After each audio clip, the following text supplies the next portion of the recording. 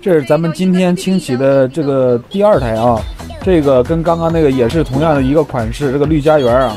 别看这个空调整得这么漂亮啊，你打开之后发现这里边啊脏得不得了，而且又发现这个空调啊也是缺氟的。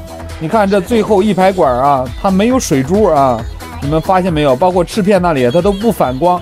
不要小看这一个管不制冷啊，这一个管不制冷，那你外机的粗管它就没有冷量回去。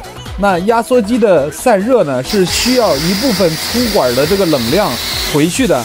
那你这一部分冷量根本就到了内机就已经释放完毕了，那你想想你的外机散热就会出现问题啊，这个压缩机啊就得不到充分的散热，就会造成你半夜里边啊这个空调自动就停机了，知道吧？它压缩机就停了，它就热保护了嘛，对吧？所以说不要看这一排管不冷，你就不去搞它了啊，不去搞它，你将来你这个空调它半夜里边就会停机的。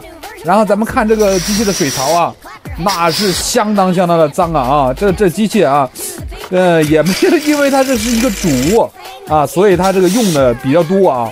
看风轮，看这风轮有多恐怖，稍微一喷，那黑水就哇哇的往外喷啊！看到没有？它就是这么黑，从左到右它都是一样的。你像这种风轮啊，它这个出风量已经受到很大的影响了啊。你要是说不把这个风轮整干净，它这个出风就不够大啊。还有咱们刚刚也展示了一个什么东西呢？为什么你们看不到我去洗后边那组翅片啊？因为那个地方啊需要2只手操作，我需要一手抬着罩子，一手把那个枪放进就是放到里边去冲啊。咱们之前有展示啊，在咱们洗完了，因为这个空调下面啊很多的东西啊，咱们就是贴好了这个防护膜的。你看咱们这个墙面，那是100%的不会污染，对吧？而且下边这些东西一点都不会打湿，对吧？这个方案它是最稳妥的。好嘞，咱们弄完之后也要给老板恢复原状啊。